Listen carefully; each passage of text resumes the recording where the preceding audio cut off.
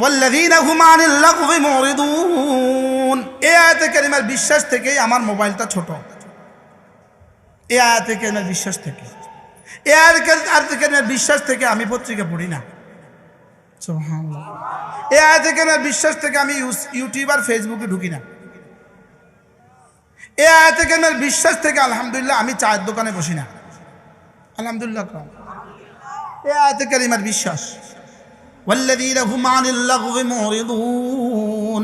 اللغو মানে মা লা ফায়দাতা ফিহি মিনাদ দুনিয়া ওয়াল আখিরাহ, যার মধ্যে দুনিয়াও নাই আখিরাতও নাই। যার মধ্যে কি নাই? এমন কাজ মুমিন করে না যে কাজের দুনিয়া আসবে না অথবা আখিরাত আসবে না। কি বলছি বলেন?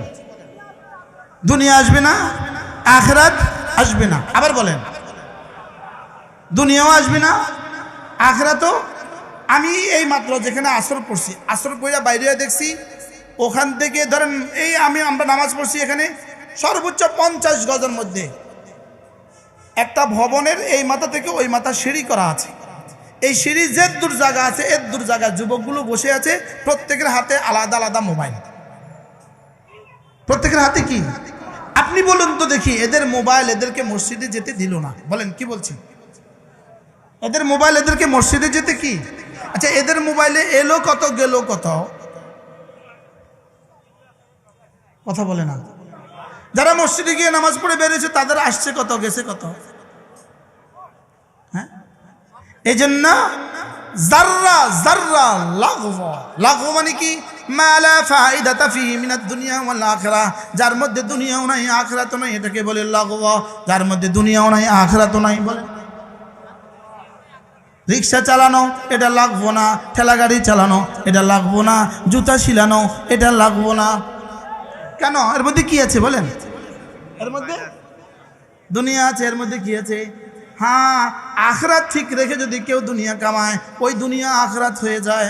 সুবহানাল্লাহ। 5 ওয়াক্ত নামাজ ঠিক করে যদি কেউ দুনিয়া কামায়, এই দুনিয়া দুনিয়া না, এটা আখিরাত।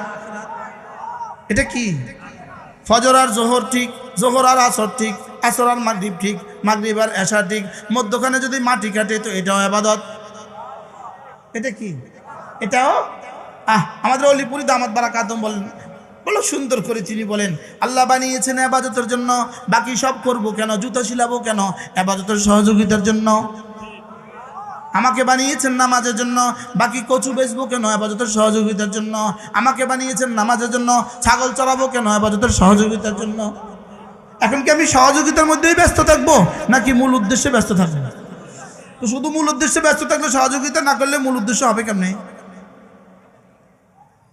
তাহলে বোঝা গেছে।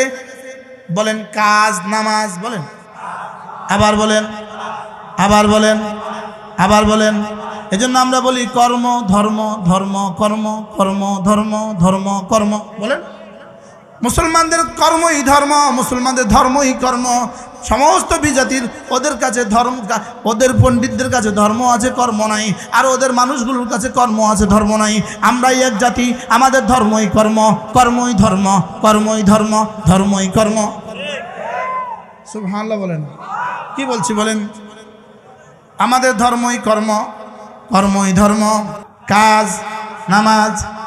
দেখেন, ইয়া আইয়ুহাল্লাযীনা আমানু ইযা নুদিয়া লিস-সালাতি মিন ইয়াউমিল জুমআহ ফাসআউ ইলা যিকরিল্লাহ ওয়া দারুল বাই' যালিকুম খায়রুল লাকুম ইন কুনতুম তা'লামুন ফাইযা কুদিয়াতিস-সালাতু ফান্তাশিরু ফিল আরদ ওয়াবতাগু মিন ফাদলিল্লাহ ওয়াযকুরুল্লাহা কাসীরা লাআল্লাকুম তুফলিহুন।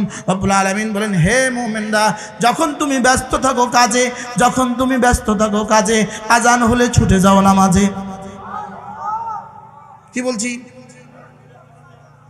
যখন তুমি ব্যস্ত থাকো কাজে, আজান হলে ছুটে যাও নামাজে। ওয়াদারুল বাই', ছেড়ে দাও হাতের কাজ, ছেড়ে দাও হাতের কাজ, পড়ে নাও নামাজ। যালিকুম খায়রুল লাকুম, এটা তোমাকে দেওয়া তোমার রবের পক্ষ থেকে শ্রেষ্ঠ ফর্মুলা। তাহলে কি পাইলাম? কাজ, নামাজ, কাজ, নামাজ। আবার বলেন, আবার বলেন, কাজ, নামাজ। গরু শুধু খায়, ঘুমায় আর বাচ্চা দেয়। ছাগলে খায়, ঘুমায় আর বাচ্চা দেয়। বেঈমানে খায়, ঘুমায় আর বাচ্চা দেয়। তবে বেঈমানে বাড়তি আরেকটা করে, কাজ করে। গরু আর ছাগল আর কুকুর আর শুয়োর শুধু খায় ঘুমায় বাচ্চাদের, আর কাজ করে না। আর বেঈমান খাবে ঘুমাবে বাচ্চা দিবে আর কাজ করবে। আর মোমেন খাবে ঘুমাবে বাচ্চা দিবে, কাজ করবে আর নামাজ পড়বে। কি কি বলছি? এবার বলেন, খাবে ঘুমাবে বাচ্চা দিবে কেন? জানোয়ার হিসাবে, প্রাণী হিসাবে। কাজ করবে কেন? মানুষ হিসাবে। নামাজ পড়বে কেন? মুমিন হিসাবে। সুবহানাল্লাহ বলে না? তাহলে বলেন, আবার বুঝে বলেন, গরু আর ছাগল আর কুকুরে কি করে? আবার বলেন, খায় ঘুমায় বাচ্চা দেয়। এবার হিন্দু কি করে? আর কি করে? নাসারা কি করে? কাজ করে। এবার মুমিন কি করবে? সবক বুঝে গেছে মাশাআল্লাহ। এই ওয়াজ, এই আয়াতের ওয়াজ আমি সর্বপ্রথম শুনছিলাম আশিক আলাই দামাত বারাকাতুহুর কাছ থেকে। আমার দামাক ঘুরে গেছে, কয় কি রে, বলে কি রে। একদিন এদিন ইতিমধ্যে কি বলছে জানেন? একদিন আশিক আলাই সাহেব দামাত বারাকাতুহু, আল্লাহ তার হায়াতের মধ্যে বরকত দান, সুস্থতার জীবন দান করে। বলতেছে হজ নিজে করতে পারে না, যাও আরেকজনকে দিয়ে করে দাও। জাকাত নিজে দিতে পারে না, যাও আরেকজনকে দিয়ে দাও। কোরবানি নিজে করতে পারে না, যাও আরেকজনকে দিয়ে করে দাও। আরে রোজা নিজে রাখতে পারে না, যাও ফিদিয়া দিয়ে দাও। কিন্তু নামাজ কোনা এটা হবে না। সুবহানাল্লাহ বলে না, এটা কারো দ্বারা হবে না। এটা কি হুজুর আপনি আমার নামাজটা পড়ে দিয়েন, এটা সিস্টেম যদি থাকতো তো জানি কি অবস্থা হইতো। আমরা সব শিল্পপতি বলতে, হুজুর আমার নামাজটা আপনি পড়ে দিয়েন, 100 টাকা লইছেন। আরে বলতো কি বলতো না বলেন, আজীব না? আচ্ছা এই জানা পয়েন্টটা তো আমরা জানি, কিন্তু হুজুরে কেমনি করলো এটা? কি বলে বলেন, হজ হুজুর আপনি আমারটা করে দিয়েন, হইব না? আরে হবে। রোজা নিজে মজবুর, নিজে অসুস্থ, ভাই তুমি আমারটা রেখে দিও, কালকে 100 টাকা করে যেও। হয়ে গেছে? হয়েছে না? জাকাত ভাই ধরো আমার টাকাটা নাও, তুমি জাকাত দিয়ে দিও। হয়েছে না? নামাজ হুজুর হ্যালো আপনি আমার নামাজটা পড়ে দিয়েন, হবে? আচ্ছা এত প্রিয় তোমার স্ত্রী যদি আমারটা পড়ে দেয়, স্বামী যদি স্ত্রীটা পড়ে দেয়, ছেলে যদি মারটা পড়ে দেয়, মা যদি ছেলেটা পড়ে দেয়, কি ভাই? আল্লাহ হুজুরের হায়াতের মধ্যে বরকত দান করেন। তাহলে আমরা কি শিখলাম? দেখেন 3টা জিনিস শিখলাম, ঈমান, কাজ, নামাজ। বলেন তাহলে ছাত্র ভাইয়া ব্যবসায়ীদের অবস্থা কি? ঈমান, কাজ, নামাজ। বলেন ঈমান, কাজ, নামাজ। আবার যখন তুমি ব্যস্ত থাকো কাজে, আজান হলে ছুটে যাও নামাজে, ছেড়ে দাও হাতের কাজ, পড়ে নাও নামাজ। যালিকুম খায়রুল লাকুম, এটা তোমাকে দেওয়া তোমার রবের পক্ষ থেকে তোমার জীবনের জন্য শ্রেষ্ঠ ফর্মুলা। ইন কুনতুম তা'লামুন, হ্যাঁ যদি তোমরা বুঝতে। আল্লাহ কিভাবে? আল্লাহ বলেন হ্যাঁ যদি তোমরা বুঝতে।